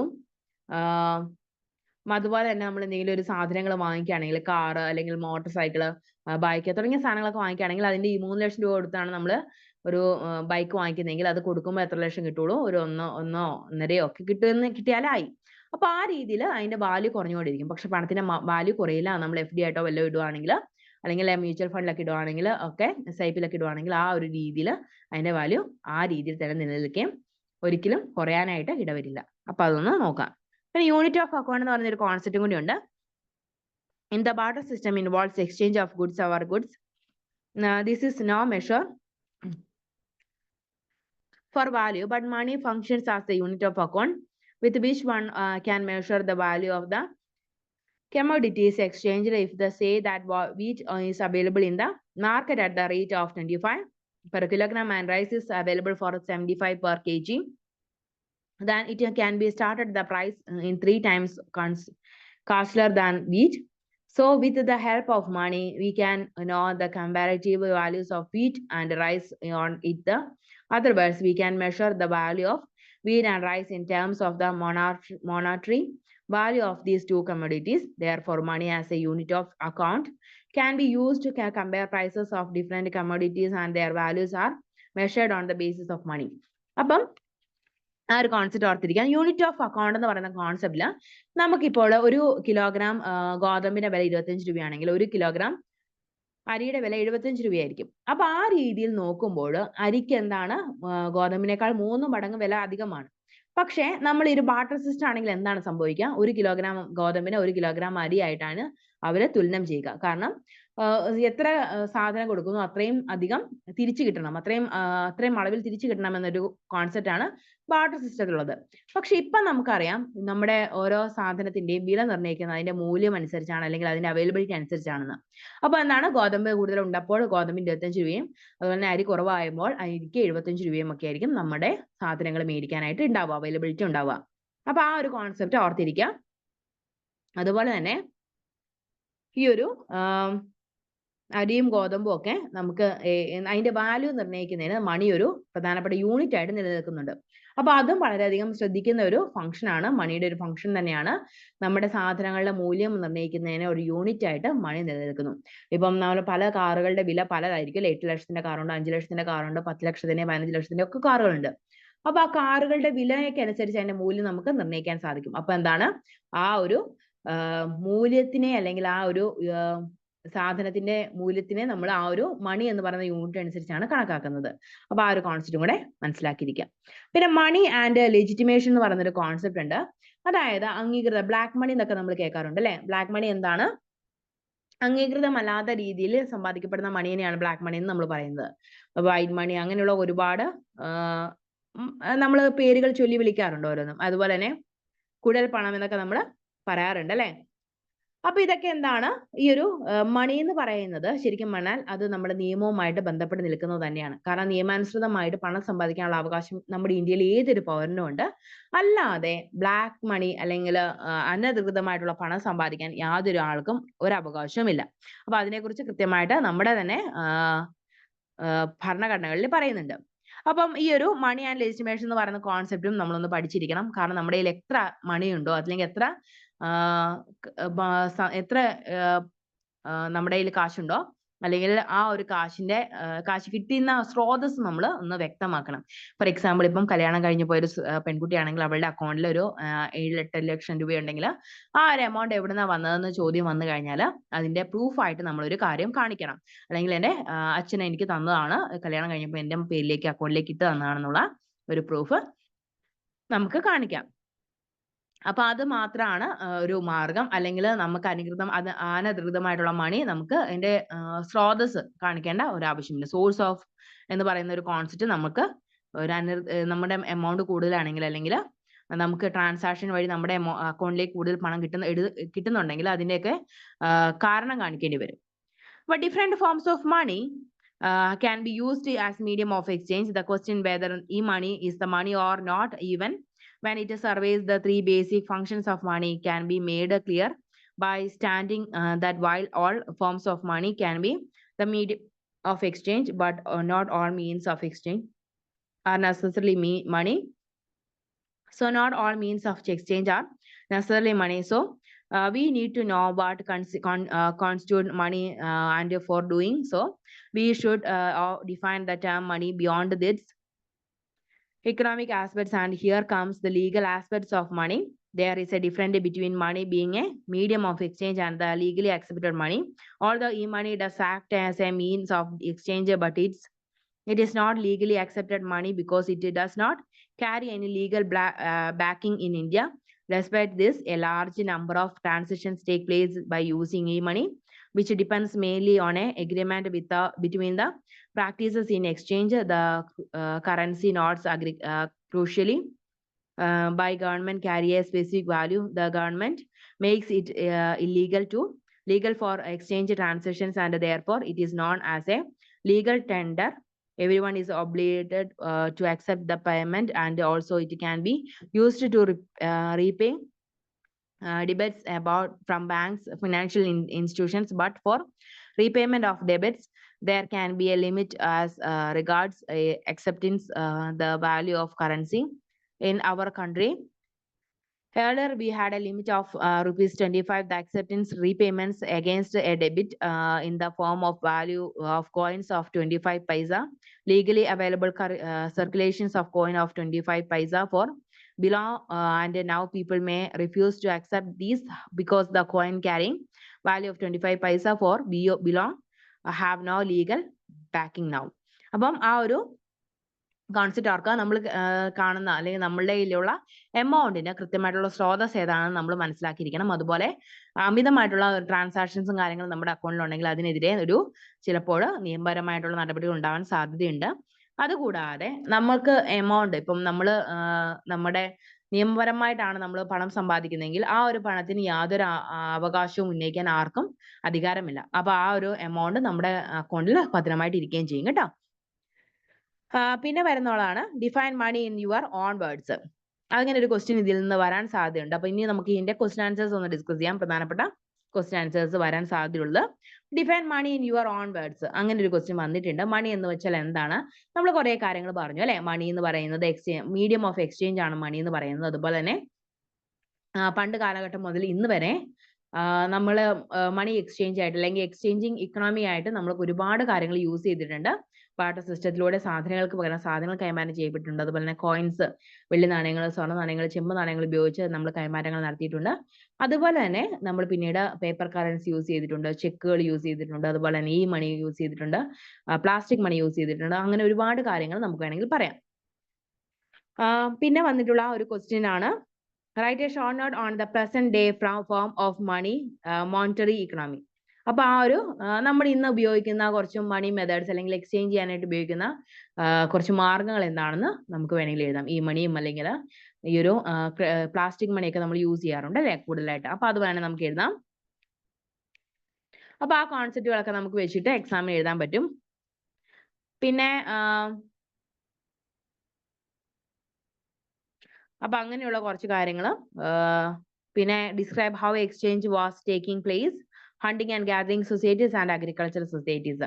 അപ്പൊ ഈ രണ്ട് കാറ്റഗറിയിൽ അല്ലെങ്കിൽ ഹണ്ടിങ് ആൻഡ് ഗാദറിംഗ്, പണ്ട് കാലഘട്ടത്തിലെ വേട്ടയാടിയും ഭക്ഷണങ്ങൾ ഈ ഒരു പഴങ്ങൾ ശേഖരിച്ച് നിലനിന്നിരുന്ന ഒരു സമൂഹത്തിന്റെ ആ ഒരു സമയത്തെ എക്സ്ചേഞ്ചിങ് രീതികളും അതുപോലെ തന്നെ അഗ്രികൾച്ചർ സൊസൈറ്റിയുടെ എക്സ്ചേഞ്ചിങ് രീതികളും നമുക്ക് താരതമ്യം ചെയ്തിട്ട് നമുക്ക് വേണമെങ്കിൽ ആൻസർ എഴുതാൻ ഒരു ക്വസ്റ്റ്യനും വന്നിട്ടുണ്ട് കേട്ടോ. അപ്പൊ ആ രീതിയിൽ നമുക്ക് നല്ല രീതിയിൽ പ്രിപ്പയർ ചെയ്ത് കഴിഞ്ഞാൽ ഈ ഒരു ഭാഗത്തു നിന്ന് വരുന്ന ചോദ്യങ്ങൾക്ക് നമുക്ക് ആൻസർ എഴുതാൻ സാധിക്കും. പിന്നെയുള്ളതാണ് ഹണ്ടിങ് ആൻഡ് ഗാദറിംഗ് എന്ന് പറയുന്ന ഒരു കോൺസെപ്റ്റ് നമുക്ക് എക്സാമിന് വരാറുണ്ട്. അത് 6th ചാപ്റ്റർ ആണ് കേട്ടോ. അതായത് ആദ്യ കാലഘട്ടത്തെ കുറിച്ചാണ് നമ്മൾ പറയുന്നത്. അതായത് നമ്മൾ വേട്ടയാടിയും ഭക്ഷണങ്ങൾ ശേഖരിച്ചും അല്ലെങ്കിൽ വിഭവങ്ങൾ ശേഖരിച്ചും നമ്മൾ ജീവിച്ചിരുന്ന ഒരു കാലഘട്ടം ഉണ്ടല്ലോ, ആ ഒരു കാലഘട്ടത്തെ കുറിച്ചാണ് നമ്മൾ സ്പെസിഫിക് ആയിട്ട് 6ാമത്തെ പാഠത്തിൽ പറയുന്നത്. People in the hunting and gathering societies were primarily engaged in hunting wild animals, fishing and gathering wild fruits, nuts, etc. For satisfying their basic needs, these people used to look for their food in their natural environment. These people had a lifestyle in which almost all their foods was obtained by hunting and foraging. They kept going from one place to another looking for animals. They used to live in caves, shelter made up of 3 branches, leaves, etc. As a community, they had a sustaining social structure, and their family had a small number of people living together, which was the basic component of the entire group. The groups had jointly elected headman to control all the group. There were exchanges taking place in these societies on the basis of reciprocity or gift. These groups were making tools from stones, and later on they started using bonds for making tools. With having better tools, there were significant changes in the way of living of these people. These peoples had very simple social system. Different groups of these societies were also engaged in resources based fights and were also competing with each other for resources for hunting and gathering. അപ്പൊ ആ ഒരു concept hunting and gathering എന്ന് പറയുന്ന കോൺസെപ്റ്റില് നമ്മൾ എന്താണ് ആദ്യ കാലഘട്ടങ്ങളിൽ നമ്മൾ ഈ ഒരു വേട്ടയാടുന്നവരും അല്ലെങ്കിൽ ഭക്ഷണം ശേഖരിക്കുന്നവരും ആയിരുന്നു. ഇല്ലെങ്കിൽ ഈ പഴങ്ങളൊക്കെ സാധനങ്ങളൊക്കെ വീണ് കിടക്കുന്നത് നമ്മൾ ശേഖരിച്ച് നമ്മൾ ഭക്ഷിക്കുമായിരുന്നു. അപ്പൊ ഹണ്ടിങ് ആൻഡ് ഗാദറിംഗ് എന്ന് പറയുന്ന കോൺസെപ്റ്റ് ഒന്ന് നോക്കാം. അതായത് വേട്ടയാടലും ശേഖരിക്കലും. Scholars have referred to 6 forms of societies, and initially there were hunting and gathering societies in which people were performing activities such as hunting of animals, fishing, seed collection, etc. for survival. These people are called by anthropologists and hunting and gathering societies. These used to exploit the natural resources available in the natural environment in their areas for hunting animals and gather fruits, vegetables, and seeds, etc. They keep aside some part of their catch for subsequent use. In these societies, the male used to cover long distance for catching large animals, and the female numbers got engaged in hunting small animals, collect fruits, etc., and also look after the children based during household jobs. It was also job of the woman to help in safeguarding their from enemies. In this also believed that the people in the hunting and gathering societies were followed a tradition, and they used to forgo their individual order to continue with their culture. Archaeologists have found that due to important means of technology in their excavations, and these now discovered that the women members of the societies were also engaged in hunting activities. They have discovered some human skeletons of the number with large hand. അപ്പോൾ അതൊരു concept ആണ്, എഴുതി വെക്കാം. നമുക്ക് നല്ല രീതിയിൽ mark score ചെയ്യാനായിട്ട് കോൺസെപ്റ്റുകളൊക്കെ ഉപയോഗിക്കാം. അതുപോലെ തന്നെ characteristics of hunting and gathering societies എന്ന് പറയുന്ന കോൺസെപ്റ്റ് നമുക്കുണ്ട്. അത് നമുക്ക് ജസ്റ്റ് എക്സാമിന് വരാറുണ്ട്, ആ ഒരു ക്യാരക്ടറിസ്റ്റിക്സിനെ കുറിച്ച്. അപ്പം നമ്മൾ വേട്ടയാടുകയും അതുപോലെ തന്നെ നമ്മൾ ഭക്ഷണങ്ങൾ ശേഖരിക്കുകയും ചെയ്യുന്ന സൊസൈറ്റിയുടെ പ്രധാനപ്പെട്ട സ്വഭാവ സവിശേഷത എന്ന് പറയുന്നത് first family as primary unit ആണ്. ഫാമിലി എന്ന് പറയുന്ന ഒരു പ്രൈമറി യൂണിറ്റ് ആയിട്ടാണ് ആ ഒരു കാലഘട്ടത്തിൽ ഉണ്ടായിരുന്നത്. ഇന്നും അതുപോലെ തന്നെ അല്ലേ. The hunters gatherers are having a sustaining social structure. They are having a binding relationship between the members in the family.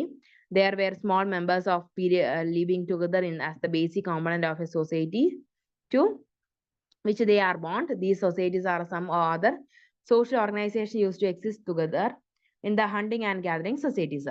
അപ്പോൾ ആ ഒരു കോൺസെപ്റ്റ് ഓർത്തിരിക്കുക. നമ്മുടെ ആ ഒരു പ്രൈമറി അല്ലെങ്കിൽ family as A primary unit, അതൊരു ക്യാരക്ടറിസ്റ്റിക്സ് ആണ് നമ്മുടെ ഹണ്ടിങ് ആൻഡ് ഗാദറിംഗ് സൊസൈറ്റീസിന്റെ ഒരു പ്രധാനപ്പെട്ട യൂണിറ്റ് ആണ്. പിന്നെ ലാർജർ ടെറിട്ടറീസ് എന്ന് പറയുന്ന ഒരു കോൺസെപ്റ്റ് നമുക്ക് എക്സാമിന് വരാറുണ്ട്. ലാർജർ ടെറിട്ടറീസ് എന്ന് പറയുന്നത് primary form of food for these hunting and gathering societies were wild animals and wild plants and that were found in the nearby areas in which they used to live. It is believed that these societies were spread in large areas. The different groups of such people used to exist at some distance from one another, and it has been observed that the population of each society were reduced in the subsequent societies. The headman as legal authority എന്ന് പറയുന്ന ഒരു concept നമുക്ക് പഠിക്കാനുണ്ട്. headman as legal authority എന്ന് പറയുന്നത് each such society and had jointly elected headman to keep control over the entire group, but they did not have the authority to dedicate other members to act the way he desired, nor represent laws where there to go on a unit. And in case of agreeing humaning and gathering societies, now several occasions each group had one behavioral codes which happily apply to other groups also. Natural resources as the source of food എന്ന് പറയുന്ന ഒരു concept നമുക്കുണ്ട്. People in these hunting and gathering societies used to their food primarily from the natural environment around them, and they were not producing their food, although there were some such groups in some countries in which people used to produce some crops, but the chief mode of their living used to be hunting and gathering. Exchange relations എന്ന് പറയുന്നത് in these hunting and gathering societies, exchange were taking place on the basis of reciprocity or gift. There were no money exchanges in transactions, but the people used to change commodities. Such extreme exchanges were there because people of these societies were preserving a part of their cash since members of such a society could collect some specific types of food resources, and for getting their type of food resources they were having exchange transactions with other groups having possession of such things. Division of labor എന്ന് പറയുന്ന മറ്റൊരു കോൺസെപ്റ്റും കൂടി നമുക്ക് പഠിക്കാനുണ്ട്. Division of labor എന്ന് പറയുന്നത് people in these societies were having a great based division of labor, but many times unequal division of labor were there, primarily because of old aged members. Their male members were performing similar jobs and females of different units also were doing similar types of work. There was a difference between the nature of work performed by adult male and adult females. These jobs of collecting food plants and work related to bringing up small children were being done by females and males members of grouping used to hunt wild animals. ഇത്രയും കാര്യങ്ങളാണ് നമ്മുടെ characteristics of hunting and gathering societies ഉള്ളത്. അതായത് ഭക്ഷണം ശേഖരിക്കുകയും അതുപോലെ തന്നെ വേട്ടയാടുകയും ചെയ്യുന്ന സമൂഹങ്ങളിലെ അവരുടെ സ്വഭാവ സവിശേഷതകളെ കുറിച്ചാണ് നമ്മൾ പറഞ്ഞത്. ആദ്യം എന്താണ്? Family as primary unit. Family എന്ന് പറയുന്നത് ഒരു പ്രൈമറി യൂണിറ്റ് ആയിട്ടാണ് ഇവർ കണ്ടിരുന്നത്. അവരുടെ ആളുകൾ തമ്മിൽ അല്ലെങ്കിൽ ആ ഒരു കുടുംബത്തിലെ ആളുകൾ തമ്മിൽ ഭയങ്കരമായിട്ടുള്ള ബോണ്ട് അവർ ക്രിയേറ്റ് ചെയ്യുകയും അത് നിലനിർത്തിക്കൊണ്ട് പോവുകയും ചെയ്തിരുന്നു. പിന്നെ ലാർജർ ടെറിട്ടറീസ് എന്ന് പറയുന്ന ഒരു കോൺസെപ്റ്റും അവരുടെ ഭാഗത്തു നിന്ന് ഉണ്ടായിട്ടുണ്ട്. അത് ലാർജ് ടെറിട്ടറീസിൽ അവർ ഫുഡിന് വേണ്ടിയിട്ട് ഉണ്ടാക്കിയിരുന്നു. ഫുഡിന് വേണ്ടി അവർ വൈൽഡ് ആനിമൽസിനെയും അതുപോലെ തന്നെ വൈൽഡ് പ്ലാന്റ്സിനെയും ഒക്കെ അവർ കണ്ടെത്തിയിരുന്നു. അത് ആ ഏരിയാസ് ഒക്കെ അവർ ഒരു അവരുടെ ഭക്ഷണ ശേഖരത്തിനായി ഒരുപാട് ഏരിയാസ് അവർ കവർ ചെയ്തിരുന്നു. അതുപോലെ തന്നെ ഹെഡ്മാൻ ആസ് ലീഗൽ അതോറിറ്റി, അതായത് ആ ഒരു അതോറിറ്റിയിൽ അല്ലെങ്കിൽ ആ ഒരു വിഭാഗത്തിൽപ്പെട്ട ആളുകൾക്കിടയിൽ ഒരു നേതൃത്വമുള്ള ഒരാളുണ്ടായിരുന്നു. അതിലൊരു പുരുഷനായിരിക്കും. ആ പുരുഷന്റെ നേതൃത്വത്തിലായിരിക്കും ഇത്തരത്തിലുള്ള വേട്ടാടലുകളൊക്കെ നടക്കുന്നത്. നമ്മൾ ഗുഹാ ചിത്രങ്ങളിലൊക്കെ കണ്ടിട്ടുണ്ടാവും അല്ലെ, ഒരുപാട് ആളുകൾ ഒരുമിച്ചിരുന്ന് വട്ടം കൂടി ഒരു മൃഗത്തിനെ വേട്ടയാടുന്നത്. പണ്ടത്തെ അത്ര അഡ്വാൻസ്ഡ് ആയിട്ടുള്ള ആയുധങ്ങളൊന്നും ഇല്ലാത്തത് കൊണ്ട് നമുക്ക് വെടിയോ അങ്ങനെയുള്ള തോക്കും കാര്യങ്ങളൊന്നും ഇല്ലാത്തതുകൊണ്ട് എന്താണ് ഒരുപാട് ആളുകൾ നിന്ന് അമ്പ് ചെയ്താലേ നമുക്ക് ഒരു മൃഗത്തെ കൊല്ലാനായിട്ട് സാധിക്കുള്ളൂ. അതുകൊണ്ട് ആ ഒരു ആളുകൾ കൂടി ചേർന്നായിരുന്നു അവിടെ ഒരു വേട്ടയ്ക്കൊക്കെ പൊക്കോണ്ടിരുന്നത്. പിന്നെ natural resources are the source of food. അപ്പം അതുപോലെ തന്നെ അവരുടെ ഫുഡിനായിട്ട് അവർ കണ്ടെത്തിയിരുന്നത് നാച്ചുറൽ റിസോഴ്സസ് ആയിരുന്നു, അല്ലെങ്കിൽ പ്രകൃതിദത്തമായ വിഭവങ്ങളായിരുന്നു അവരുടെ ഫുഡായിട്ട് അവർ കണ്ടെത്തിയിരുന്നത്. ഒന്നെങ്കിൽ അവർ മൃഗങ്ങളെ ഒന്നും ഇണക്കി വളർത്തുകയോ അതിൽ നിന്ന് പാല് ശേഖരിക്കുകയോ ഒന്നും ചെയ്തിരുന്നില്ല. അതുപോലെ തന്നെയാണ് അവര് കിഴങ്ങുകളും വർഗ്ഗങ്ങളും പയർവർഗ്ഗങ്ങളും കാര്യങ്ങളും ഒക്കെ അവര് നേച്ചറിൽ നിന്ന് നാച്ചുറൽ ആയിട്ട് ഉണ്ടാകുന്ന സാധനങ്ങളാണ് അവര് കണ്ടെത്തി അത് ഭക്ഷണമാക്കി ഉപയോഗിച്ചുകൊണ്ടിരുന്നത്. കാരണം അവർ ഭക്ഷണം ശേഖരിക്കുന്നത് മരങ്ങളിൽ നിന്ന് വീഴുന്ന പഴങ്ങളൊക്കെ ശേഖരിച്ചാണ് അവര് ഭക്ഷിച്ചിരുന്നത്. അല്ലാതെ അവരായിട്ട് ഒന്നും ഉണ്ടാക്കിയിരുന്നില്ല, അല്ലെങ്കിൽ അവരൊന്നും കുഴിച്ചു വെച്ച് കൃഷിയൊന്നും ചെയ്തിരുന്നില്ല. പിന്നെ എക്സ്ചേഞ്ച് റിലേഷൻസ് ഉണ്ടായിരുന്നു. അവര് സാധനങ്ങൾ അങ്ങോട്ടും ഇങ്ങോട്ടും കൈമാറിയിരുന്നു. അതുപോലെ ഡിവിഷൻ ഓഫ് ലേബർ ഉണ്ടായിരുന്നു. അതായത് ഇന്ന ആളുകൾ ഇന്ന ജോലി ചെയ്യുക, മറ്റേ ആളുകൾ മറ്റു ജോലി ചെയ്യുക എന്നിങ്ങനെയുള്ള ഒരു ഡിവിഷൻ ഓഫ് ലേബർ ഉണ്ടായിരുന്നു. അത് അവരുടെ കീഴിൽ തന്നെ ആളുകൾ നൃത്തം ചെയ്യുന്നവരും അതുപോലെ തന്നെ ഈ ഒരു ആയുധങ്ങൾ ഉണ്ടാക്കുന്നവരും വേട്ടയാടുന്നവരും ഭക്ഷണം ശേഖരിക്കുന്നവരും അങ്ങനെയുള്ള ഒരുപാട് ഡിവിഷൻ ഓഫ് ലേബർ ഉണ്ടായിരുന്നു. അതുപോലെ തന്നെ സ്ത്രീകളായിട്ടുള്ള അല്ലെങ്കിൽ പെൺകുട്ടികൾ അവര് കുഞ്ഞുങ്ങളെ പരിചരിക്കുകയും അതുപോലെ തന്നെ വീട്ടിലെ കാര്യങ്ങൾ നോക്കുകയും അല്ലെങ്കിൽ ഗുഹകളിൽ തന്നെ നിലനിൽക്കുന്ന ഒരു സമ്പ്രദായം ഒക്കെ ആയിരുന്നു ആ ഒരു കാലഘട്ടത്തിൽ ഉണ്ടായിരുന്നത്. പക്ഷേ ആദ്യ കാലഘട്ടങ്ങളിലൊക്കെ പെണ്ണുങ്ങളും അല്ലെങ്കിൽ സ്ത്രീകളും ഈ പുരുഷന്മാരോടൊപ്പം തന്നെ വേട്ടയാടാനായിട്ട് പോയിരുന്നത്. കാലക്രമേണയാണ് ഇത്തരത്തില് സ്ത്രീകൾ വീടുകളിൽ തന്നെ കഴിയാനും അതുപോലെ തന്നെ കുഞ്ഞുങ്ങൾക്ക് ജന്മം കൊടുക്കുകയും കുഞ്ഞുങ്ങളെ പരിപാലിക്കാനും ഒക്കെ തുടങ്ങാനായിട്ടൊക്കെ ഒരു അതിന്റെ ഒരു കാലഘട്ടം, ആ ഒരു കാലഘട്ടത്തിന്റെ അവസാനത്തോടെയൊക്കെയാണ് പെണ്ണുങ്ങൾ വീട്ടിൽ തന്നെ നിലനിൽക്കാനും അല്ലെങ്കിൽ കുഞ്ഞുങ്ങളെ പ്രസവിച്ച് അവരുടെ പരിചരണം മാത്രം നോക്കാനൊക്കെ തുടങ്ങിയത്. അതുപോലെ തന്നെ economic aspects of hunting and gathering society എന്ന് പറഞ്ഞൊരു കോൺസെപ്റ്റ് ഉണ്ട്. Economic aspects of hunting and gathering societies എന്ന് പറയുന്നത്, we know that the people in the hunting and gathering societies were mainly performing acts such as hunting, gathering, fishing, collecting beads, etc. for getting food for their lives, besides getting resources from the forest which were used as foods as well as for exchanging for gathering other things. These people also used to depend for their food on their rivers and sea. Various important topics such as the survival strategies of these people, the kind of tools they use, their nomadic character and the property rights are explained here under. അപ്പൊ economic ആസ്പെക്ട്സിനെ കുറച്ച് ഘട്ടങ്ങളായിട്ട് ഇവിടെ തിരിച്ചിട്ടുണ്ട്. First one എന്ന് പറയുന്നത് survival strategies of humans hunters and gatherers എന്ന് പറയുന്ന ഒരു കോൺസെപ്റ്റ് ആണ് കേട്ടോ. സർവൈവൽ സ്ട്രാറ്റജീസ് എന്തൊക്കെയാണെന്ന്. Apart from collecting means of subsistence, these people were also engaged in making tools, weapons, baskets, cloths, etc. So it cannot be said that these societies were known merely by their ways of procuring their food items, means of subsistence, inform about characteristics of these societies, and these also explain their means of economy. People were also collecting food resources, preserving food resources, and producing many other types of daily use, but collecting food was the primary strategy for their survival. Tools in hunting and gathering societies, people of these societies used to make their tools from stone and spearmen.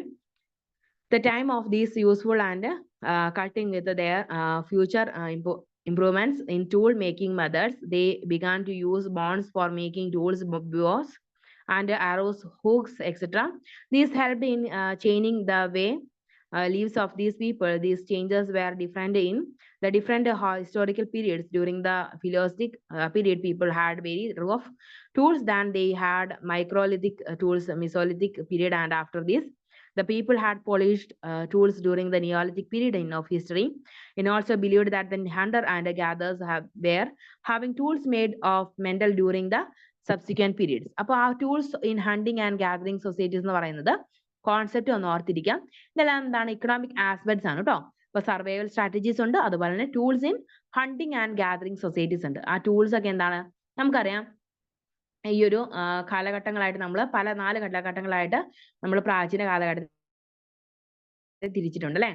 അപ്പൊ ആ ഓരോ കാലഘട്ടങ്ങളിലും അവര് പലതരത്തിലുള്ള ആയുധങ്ങളാണ് ഉപയോഗിച്ചിരുന്നത്. പണ്ട് പരുക്കനുള്ളതും മൂർച്ചയില്ലാത്തതുമായ ആയുധങ്ങൾ ഉപയോഗിച്ചു. പിന്നീട് ചെറിയ ചെറിയ ആയുധങ്ങൾ ഉപയോഗിക്കാൻ തുടങ്ങി. പിന്നെ മൂർച്ചയുള്ളതായിട്ടുള്ള ആയുധങ്ങൾ ഉപയോഗിക്കാൻ തുടങ്ങി. പിന്നെ ഇരുമ്പ് ആയുധങ്ങൾ അല്ലെങ്കിൽ ആ ഒരു മെറ്റാലിക് ആയിട്ടുള്ള ആയുധങ്ങൾ ഉപയോഗിക്കാനായിട്ട് തുടങ്ങി. അപ്പൊ അങ്ങനെ പല രീതിയിൽ നമ്മുടെ ആയുധങ്ങളുടെ ഉപയോഗം ഒക്കെ കൂടി വരുന്നുണ്ടെന്ന് അല്ലെങ്കിൽ അതിൽ വ്യത്യാസം വന്നിട്ടുണ്ടെന്ന് നമുക്ക് മനസ്സിലാക്കാൻ സാധിക്കും. അപ്പൊ അതാണ് ഇവിടെ tools in hunting and gathering societies എന്ന് പറയുന്നതിന്റെ അകത്ത് പ്രത്യേകമായിട്ട് പറഞ്ഞിട്ടുള്ളത് കേട്ടോ. ഇനി ജിയോഗ്രാഫിക്കൽ ഫ്ലെക്സിബിലിറ്റിനെ കുറിച്ച് പറയുന്നുണ്ട്.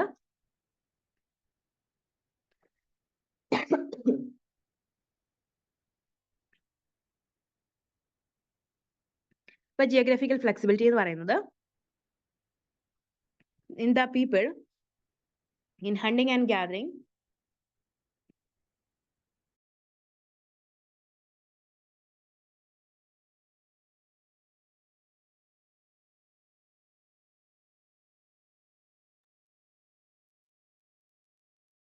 ജിയോഗ്രാഫിക്കൽ ഫ്ലെക്സിബിലിറ്റിനെ കുറിച്ച് പറയുന്നുണ്ട്. The people in hunting and gathering societies were engaged in the hunting of wild animals, fishing and gathering wild fruits, etc. for their food. When resources at one place started depleting, these people used to go from one place to another. അതാണ് geographical flexibility എന്ന് പറയുന്നത്. ഇത് നമ്മുടെ economic ആസ്പെക്റ്റിൽ ഉൾപ്പെടുന്നതാണ്. With the change of seasons, they used to move from high altitude areas to low altitude areas.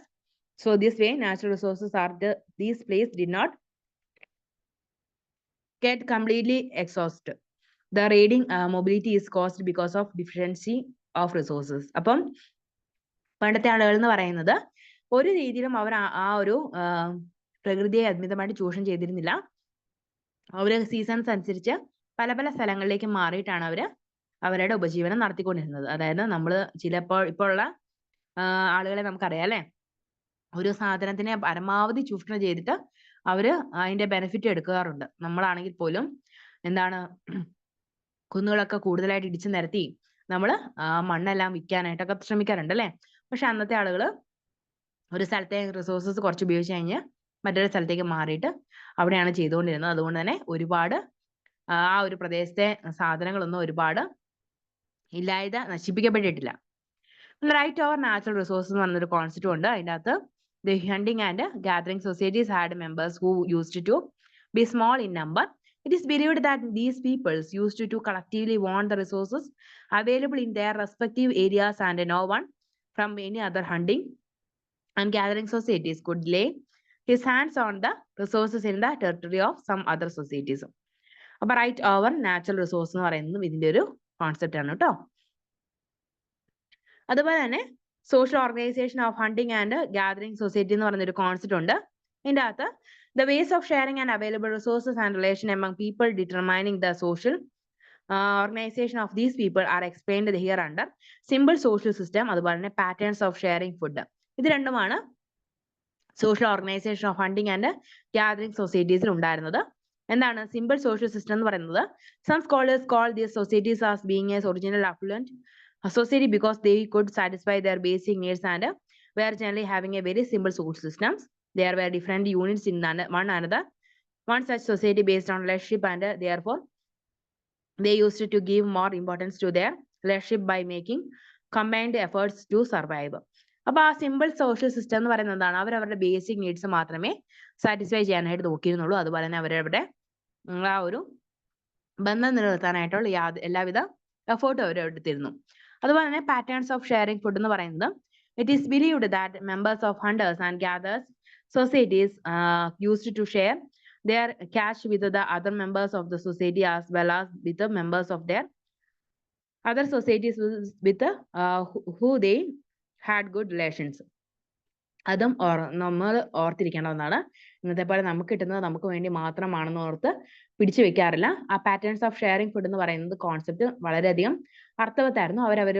അവർ കൊണ്ടുവരുന്ന അവർ മൃഗങ്ങളെ വേട്ടയാടി കൊണ്ടുവരുന്ന ഭക്ഷണം സമൂഹത്തിലെ ബാക്കിയുള്ളവർക്കും കൂടെ അവർ വിതരണം ചെയ്തിരുന്നു. പ്രത്യേകിച്ച് അവരുമായിട്ട് നല്ല റിലേഷനുള്ള ആളുകളുമായിട്ട് അവർ ആ ഫുഡ് ഷെയർ ചെയ്തിരുന്നു. അത് തന്നെ political organisation of hunters and gatherers എന്ന് പറയുന്ന ഒരു കോൺസെപ്റ്റിൽ എക്സ്ട്രീംലി സിമ്പിൾ പൊളിറ്റിക്കൽ ഓർഗനൈസേഷനും problems in inter band or inter culture relations എന്ന് പറയുന്ന രണ്ട് കോൺസെപ്റ്റുകളാണ് ഈ ഒരു political organisation of hunter and ഗ്യാദേഴ്സിൻ്റെ അകത്തുള്ളത്. നമുക്ക് ഇന്ന് കാണുന്ന പോലെ സങ്കീർണമായിട്ടുള്ള ഒരു പൊളിറ്റിക്കൽ പാർട്ടിയോ അല്ലെങ്കിൽ പൊളിറ്റിക്കൽ സിസ്റ്റംസ് ഒന്നും അവിടെ ഇല്ലായിരുന്നു. അവിടെ സിമ്പിൾ ആയിട്ടുള്ള പൊളിറ്റിക്കൽ ഓർഗനൈസേഷൻ ആണ് ഉണ്ടായിരുന്നത്. ഒരു നേതാവ് ഉണ്ടായിരിക്കും. അവര് അവിടുത്തെ ആളുകളെ നിയന്ത്രിക്കുകയും അവിടുത്തെ ആളുകൾക്ക് വേണ്ട കാര്യങ്ങളൊക്കെ കൊടുക്കുകയും ഒക്കെ ചെയ്തിരുന്നു. ഏറ്റവും കൂടുതൽ കന്നുകാലി സമ്പത്തുള്ള അല്ലെങ്കിൽ ഏറ്റവും ശക്തനായ ഒരാളായിരിക്കും അവിടെയുള്ള ആളുകളെ നിയന്ത്രിച്ചിരുന്നത്. അപ്പൊ അങ്ങനെയുള്ള സിമ്പിൾ ആയിട്ടുള്ള പൊളിറ്റിക്കൽ ഓർഗനൈസേഷൻ ആണ് അവിടെ ഉണ്ടായിരുന്നത്. Human is hunting and gathering societies used to groups most wise and senior person but he could not issue by any orders. He try to encourage others but parties were given equal opportunity to be heard cases of disputes. അപ്പം simple political organisation എന്ന് പറയുന്നത് ഏറ്റവും പ്രായമുള്ള അല്ലെങ്കിൽ ഏറ്റവും ഉയർന്നു നിൽക്കുന്ന ആളായിരിക്കും അവിടുത്തെ കാര്യങ്ങളൊക്കെ തീരുമാനിക്കുന്നത് അല്ലെങ്കിൽ നേതൃത്വം കൊടുക്കുന്നയാള്. അപ്പൊ അയാൾ ഒരിക്കലും ഓർഡേഴ്സ് ഒന്നും വിടില്ല. അയാള് ബാക്കിയുള്ളവരെ എൻകറേജ് ചെയ്യുന്ന ഒരാളായിരിക്കും ആ ഒരു ഗ്രൂപ്പിലെ തലവനായിട്ടുണ്ടാവുക. അപ്പൊ അത്രയും സിമ്പിൾ ആയിട്ടുള്ള ഒരു ഓർഗനൈസേഷൻ ആണ് ഈ ഒരു ഹണ്ടിങ്ങിലൊക്കെ അല്ലെങ്കിൽ ആ ഒരു ഹണ്ടിങ് വേട്ടയാടുകയും വിഭവങ്ങൾ ശേഖരിക്കുകയും ചെയ്യുന്ന ഒരു കാലഘട്ടത്തിൽ അത്രയും സിമ്പിൾ ആയിട്ടുള്ള ഒരു പൊളിറ്റിക്കൽ സിസ്റ്റം ആയിരുന്നു ഉണ്ടായിരുന്നത്. പിന്നെ problems in Inter bond and or inter culture relations എന്ന് പറയുന്ന ഒരു കോൺസെപ്റ്റില് although there were family relations in hunting and gathering societies for remaining within a particular area, but such relationships are not under the control of any authority. There were headmen in each of societies for protecting either bond, who used to make some rules to be followed. These members and the headman also used to penalize defaulting members. There were forcing based fights among various groups, and different groups were also competing about the resources of hunting and gathering. അപ്പോൾ അവിടുത്തെ problems എന്ന് പറയുന്നത് problem in inter band or Inter cultural relations എന്ന് പറയുന്നത് ചില ആളുകളൊന്നും ഇത്തരത്തിലുള്ള ആളുകളുടെ അല്ലെങ്കിൽ ഇത്തരത്തിലുള്ള നേതാക്കന്മാരുടെ കീഴിലായിരിക്കില്ല. അവരുടെ ഗ്രൂപ്പിൽപ്പെട്ട ആളുടെ ഒരു നേതൃത്വത്തിലായിരിക്കും ഉണ്ടാവുക. പ്രത്യേകിച്ച് പറയുകയാണെങ്കിൽ നമ്മുടെ ഗോത്രവർഗത്തിൽപ്പെട്ട ആളുകൾ ഉണ്ടെങ്കിൽ അവിടുത്തെ ഏറ്റവും മുതിർന്ന ഒരാളുടെ നേതൃത്വത്തിലായിരിക്കും ആ കുടുംബത്തിലെ അംഗങ്ങളൊക്കെ ഉണ്ടാവുക. അപ്പൊ ആ ഒരു അംഗത്തെയും നിയന്ത്രിക്കാനും അതിനെ മോൾഡ് ചെയ്തെടുക്കാനുള്ള ഒരു അധികാരം ആ ഒരു ഗോത്രത്തിലെ അല്ലെങ്കിൽ ആ ഒരു കുടുംബത്തിലെ തലവനുണ്ടായിരിക്കും. അതുകൂടാതെ ആളുകൾ തമ്മിലുള്ള പ്രശ്നങ്ങൾ ഉണ്ടാവുന്നത് ഈ ഒരു ഏരിയാസിൽ അവർക്ക് വേട്ടയാടാനോ വിഭവങ്ങൾ ശേഖരിക്കാനുമുള്ള യാതൊരു അതിനുള്ള ബെനിഫിറ്റ് കൂടുതൽ കിട്ടാതിരിക്കുമ്പോഴാണ് ഇത്തരത്തിലുള്ള പ്രശ്നങ്ങളൊക്കെ മിക്കവാറും ഉണ്ടാവുക. പക്ഷെ അവരെല്ലാം അതെല്ലാം കൃത്യമായിട്ട് കോംപ്രമൈസ് ചെയ്ത് ഇന്ന ആളുകൾക്ക് ഇന്ന പ്രദേശം എന്നുള്ള രീതിയിൽ അവര് തരംതിരിച്ചിട്ടാണ് അവരവരുടെ വേട്ടയാട് നടത്തിക്കൊണ്ടിരുന്നത് അല്ലെങ്കിൽ ഫുഡ് ശേഖരണമൊക്കെ നടത്തിക്കൊണ്ടിരുന്നത്. അതുപോലെ തന്നെ socio culture dynamics among hunters and gatherers എന്ന് പറഞ്ഞ ഒരു കോൺസെപ്റ്റും കൂടെ നമുക്ക് ഇവിടെ ഉണ്ട് പഠിക്കാനായിട്ട്. The people in these hunters and gathering societies use to live very peacefully and generally made efforts for bringing individual self-reliance. At times, these people used to help their fellow members as well as members of other groups also.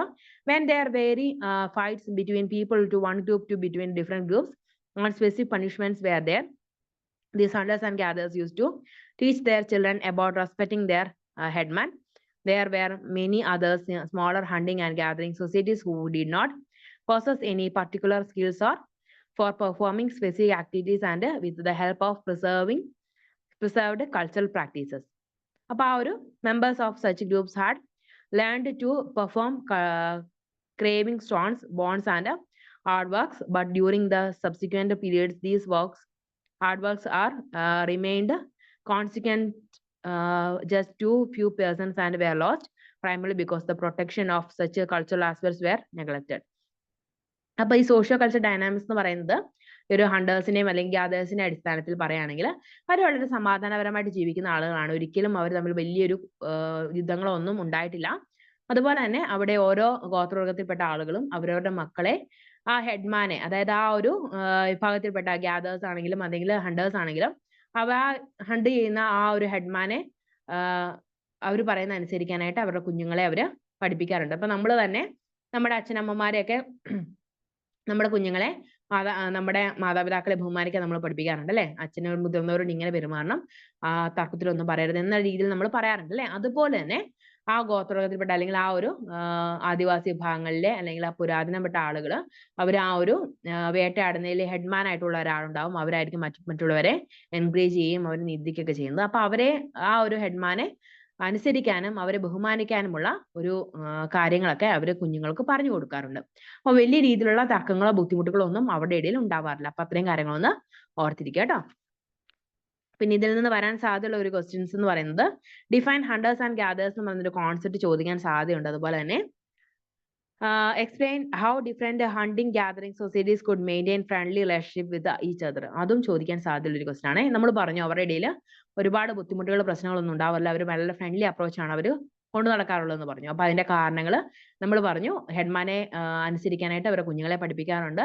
അതുപോലെ തന്നെ മറ്റുള്ള വിഭാഗത്തിൽപ്പെട്ട ആളുകൾക്ക് അവരുടെ ജീവിക്കാൻ ആവശ്യമായിട്ടുള്ള സ്ഥലമൊക്കെ കൊടുക്കാനായിട്ട് അവര് ബാക്കിയുള്ള ആളുകൾ ശ്രമിക്കാറുണ്ട്. അപ്പൊ അവര് വളരെയധികം ഒത്തൊരുമയോടെയാണ് പോകുന്നത്. അതുപോലെ തന്നെ അവർ ഫുഡ് ഹണ്ട് ചെയ്ത് കൊണ്ടുവരുന്ന ഫുഡ് ബാക്കിയുള്ളവർക്ക് കൊടുക്കാറൊക്കെ അവര് ഷെയറിങ്ങിനൊക്കെ അവര് വളരെയധികം മുൻഗണന കൊടുത്തിരുന്നു.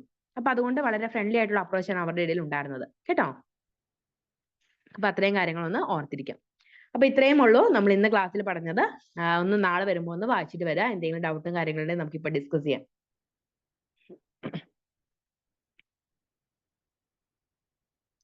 ഡൗട്ട് ഉണ്ടോ? ക്ലിയർ ആയെന്ന് വിചാരിക്കുന്നു. ഇനി നമുക്ക് അടുത്തത് 7th ചാപ്റ്റർ ആണ് കേട്ടോ പഠിക്കാനുള്ളത്. അപ്പം 6th ചാപ്റ്റർ വരെ ഒന്ന് വായിച്ചിട്ട് വേണം പോരാനേ. Okay, thank you.